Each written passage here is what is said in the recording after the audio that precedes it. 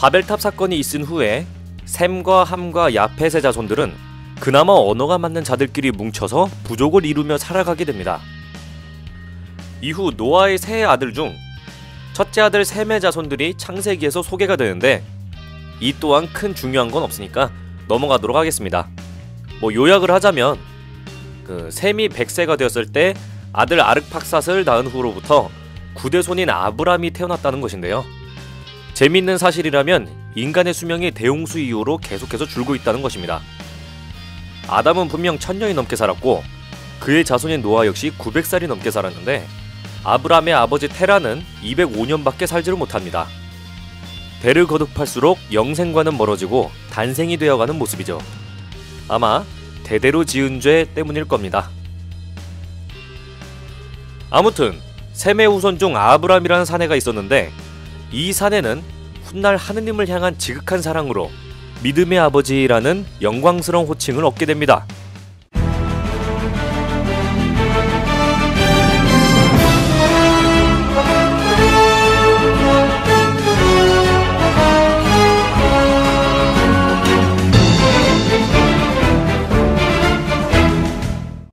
아브람은 대대손손 물려받은 땅에서 친족들과 어울려 살고 있었는데 어느 날 하느님께서 그를 시험하시기 위해 말씀하십니다. 네 고향과 친족과 아버지의 집을 떠나 내가 너에게 보여준 땅으로 가거라. 나는 너를 큰 민족이 되게 하고 너에게 복을 내리며 너의 이름을 떨치게 하겠다. 그렇습니다. 마치 PC게임에서 프롤로그 등장하는 장면과 비슷하죠. 아브람은 하느님께서 말씀하시자 그대로 짐을 싸서 친족들과 고향을 뒤로 하였습니다. 아내 사라이와 조카 롯, 그리고 하란에서 얻은 사람들만 데리고 길을 떠났지요. 근데 재미있는 사실은 하느님께서 아브람을 인도하신 곳은 바로 가나안이라는 땅입니다. 뭔가 기억나시죠? 그렇습니다. 노아가 저주한 함의 자손 중 한 명의 이름이죠. 가나안도 후손을 낳게 되고 그 후손들이 사는 곳 이름이 가나안이 됩니다. 그러니까 가나안족이 사는 땅이란 것이죠. 아무튼 그곳에 아브라함이 일행이 도착하자 하느님께서는 노아의 저주가 마치 예언이듯이 내가 이 땅을 너희 후손에게 주겠다 하고 말씀하십니다. 감사하는 마음에 아브라함은 제단을 쌓아서 하느님을 위한 제사를 지내게 되죠. 그러던 어느 날 아브라함이 살던 땅에 기근이 들어 나그네 살이를 하려고 이집트로 이사를 갑니다.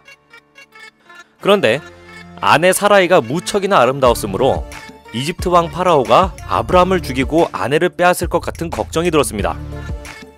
그래서 아브라함은 사라이와 논의하여 부부가 아니라 누이라고 하여 파라오를 안심시키고 여러 지혜를 발휘하여 오히려 파라오로부터 재물을 받고 이집트에서 무사히 돌아옵니다. 그렇게 시간이 지나자 아브라함은 많은 재산을 보유하게 되었습니다. 그러자 조카 롯과 마찰이 빚어지게 되는데 이때 땅을 가나안 기준으로 나누어 롯은 동쪽으로 그리고 아브라함 자신은 서쪽으로 자기 땅을 넓혀가기로 합니다. 그렇게 가나안은 하느님 말씀대로 아브라함이, 가나안의 동쪽인 요르단은 롯이 가졌습니다.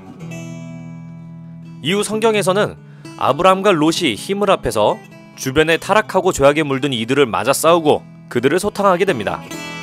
그리고 아브라함이 계속해서 하느님의 말씀을 받들고 그대로 이행하며 믿음을 실천하자 하느님께서는 그를 인정해 주십니다. 너는 많은 민족들의 아버지가 될 것이다. 너의 이름은 이제 아브라함이 아니라 아브라함이다. 내가 너를 많은 민족들의 아버지로 만들었기 때문이다. 그리고 아브라함의 자손들이 기름진 가나안 땅을 차지할 수 있게 해주시지만 먼 훗날 400년 동안 남의 나라에서 종살이를 하며 죄를 뉘우칠 시간을 주신다는 무서운 경고도 하십니다. 아무튼 그렇습니다.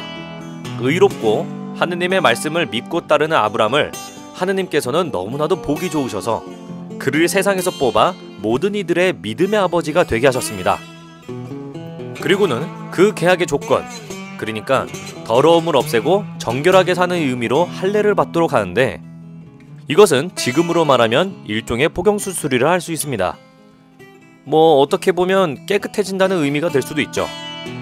아무튼 아브라함과 그의 가족들은 모두 할례를 받았습니다. 이후 아브라함 후손들도 모두 할례를 받게 됩니다.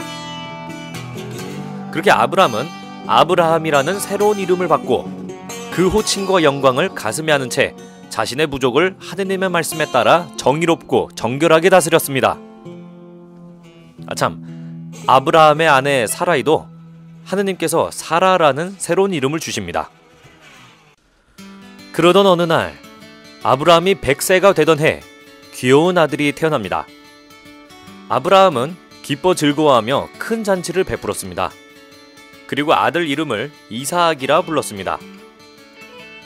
그렇게 늙음하게 얻은 이사악을 아브라함은 너무나도 이뻐했습니다. 하지만 하느님께서는 마지막 시험으로 그를 부르셨습니다. 아브라함아, 예, 여기 있습니다. 너의 아들, 네가 사랑하는 외아들 이사악을 데리고 모리아 땅으로 가거라. 그리고 내가 너에게 일러주는 산에서 이사악을 나에게 번제물로 바쳐라. 청전병력 같은 하느님의 말씀에 아브라함은 신음했습니다. 하지만 곧 날이 밝자마자 이사악을 데리고 하느님께서 말씀하신 곳으로 갔습니다. 그리고 장작과 횃불을 들고 제사드릴 준비를 한 채 어리둥절해하는 이사악을 묶어 제단 장작 위에 올려놓았습니다. 그리고 눈물을 머금고 칼을 들어 사랑하는 자기 아들 이사악을 죽이려던 찰나 하느님께서 급히 아브라함을 말렸습니다. 그리고 이제 아브라함의 믿음이 확고함을 알았으니 더 이상 시험하지 않겠다고 말씀하셨습니다. 또한 덤불에 뿔이 걸린 순양 한 마리를 보내서 이사악 대신 번제물로 바칠 수 있도록 하셨습니다. 그리고는 네 후손이 하늘의 별처럼 바닷가의 모래처럼 한껏 번성하게 해주겠다. 너의 후손은 원수들의 성문을 차지할 것이다. 네가 나에게 순종했으니 세상의 모든 민족들이 너의 후손을 통하여 복을 받을 것이다 라고 축복하여 주십니다. 아브라함은 기쁨에 가득 차 그곳을 야훼이레라 불렀습니다. 이는 하느님께서 몸소 준비해 주신다는 뜻으로 아브라함의 기쁨과 그가 받은 축복을 일컫는 말이랍니다. 믿음이라는 것은 자고로 어려운 법입니다. 하느님께서는 아브라함을 민족의 아버지이자 믿음의 아버지로 세우기 위해 여러 시련을 주십니다. 잘 살고 있던 가족들 품과 고향에서 떠나오게 하시고 기근이 들어 이집트로 밥벌이하러 보내시고 여러 타락한 왕들과 싸워 이기게 하셨으며 마지막에는 사랑하는 자기 아들을 죽이고 태우는 번제물로 바치라고도 하셨죠. 여러분에게 이러한 시험이 다가오면 어떻게 하시겠습니까? 물론 아브라함이 받은 축복이 너무나도 부럽고 좋은 것이겠지만 그에 따른 시험, 우리야 이야기로 전해드렸지만 당시 아브라함은 귀엽고 사랑스러운 아들을 칼로 죽이고 불에 태워야 하는 고민에 신음했을 것입니다. 믿음의 아버지, 그리고 순명의 대명사 성모 마리아. 이 둘의 공통점은 자기 자식을 내놓아야 한다는 고민에 신음했다는 것입니다. 하지만 둘 다 그 고민을 믿음으로써 이겨내고 오히려 감사로 여겼죠. 그 보상으로 아브라함은 큰 축복을, 그리고 성모 마리아께서는 최초의 감실로서 모든 이에게 있어 순명의 아이콘이 되셨죠. 아무튼 아브라함 이야기에서 가장 중요한 것은 그것입니다. 하느님께서 주시는 시험은 절대 인간들을 고통받게 하려는 게 아니라 그가 그것을 이겨낼 수 있음을 믿고 하느님께서 주신 능력을 발휘해 이겨내어 더욱더 큰 사람, 이른바 아버지가 되게 하려는 것이죠. 이번 이야기에서 못다 했던 아브라함과 그의 조카 롯의 이야기는 다음 시간에 이어서 하도록 하겠습니다. 이번 한 주도 하느님께서 마련해 주신 은총 안에서 행복하시길 기원합니다. 데오 그라시아스.